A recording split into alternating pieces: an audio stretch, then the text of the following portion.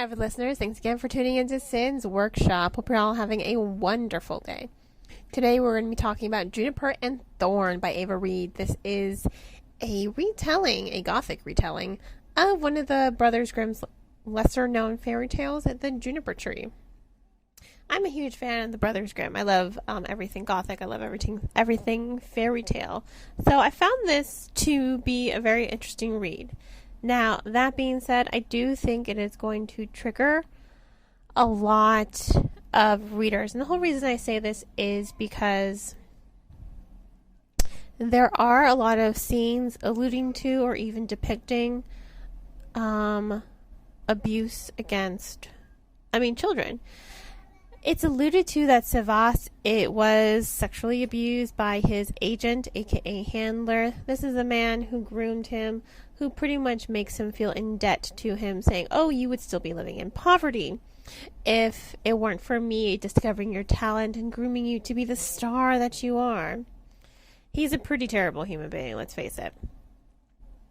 For Marla Shin, our main character, she's abused in a different way. Her father, her family, pretty much emotionally abuses her. They take advantage of her. They bully her, especially her oldest sister. She's just mean. She is cruel. She abuses her on so many levels emotionally and will on occasion physically assault her by slapping her across the face. She likes to tear her down with words. The second oldest sister, she doesn't do much to defend her. She doesn't bully her, but I think you can clearly see that her attitude towards her sister is, well, as long as they are picking on you, they're going to leave me alone. Pretty much. That is her kind of situation there. That's Marla Shin's relationship with her family. Her father, even at times, he verbally abuses her, emotionally blackmails her, and when she was younger, you get to see a lot of scenes with her remembering that her father pretty much exploited her. Not sexually, but this man, it's uncomfortable. Let me just say that. It is uncomfortable. I'm not about to talk about it explicitly because, one, I don't want to trigger anyone listening to this podcast. And two, I also don't want to spoil what happens in the story. Now, I understand why it triggers a lot of readers. For me, when I think about this story, I think of it more of as a survivor's story. Marla Shin is a survivor. She is surviving here. And I did find that to be really engaging for her character. Her and Savas are survivors, in my opinion. And they found each other at broken points in their lives. A lot of people online, and I understand why, had issues with the over-sexualization of their relationship. However, I found it to be empowering. And the reason I found it to be empowering was because these are two young individuals who've never had a choice in their life. Their bodies have never been their own. They've had no autonomy. But through one another, by choosing to have sex with one another and form a relationship with one another, they gain autonomy. It's, in my opinion, the biggest act of defiance for these two characters to do that. That is the biggest act of defiance for these characters, to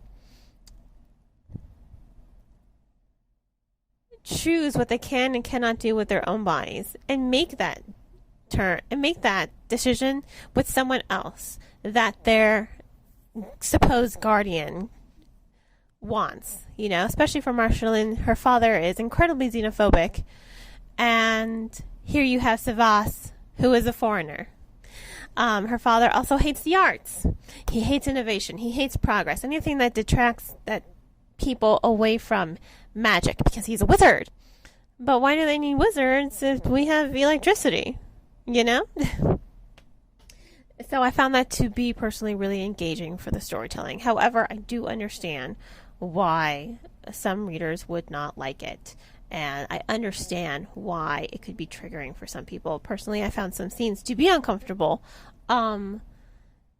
Reed is tactful. I will say this. She is tactful in her writing. She is tactful in her storytelling. She is tasteful in her scenery. I do think she is tasteful, and this is someone who really doesn't like a lot of smut or overly explicit scenes. I really don't. So I do think of her writing as tactful and tasteful, and I liked the gothic atmosphere. I liked that this was a unique retelling, and I liked the character growth. I love the empowerment that came with the act of giving yourself to someone. I think having sex in that respect in this novel was just an act of defiance for them that helped them find their inner strength, and I thought that was really compelling. So ultimately, I'm going to give Juniper and Thorn 4 out of 5 stars. If you want to purchase the book, I will include links in the description of this podcast. Please do not forget to like the podcast and subscribe to it and share it with all your book-loving friends. You can also become a supporter on Anchor FM, my recording platform, for $1 a month, or by making a one-time donation on Buy Me a Coffee. You can also support me by purchasing one of my handmade candles. Links to everything is in the description. I hope you all have a great rest of your day, and as always, happy reading.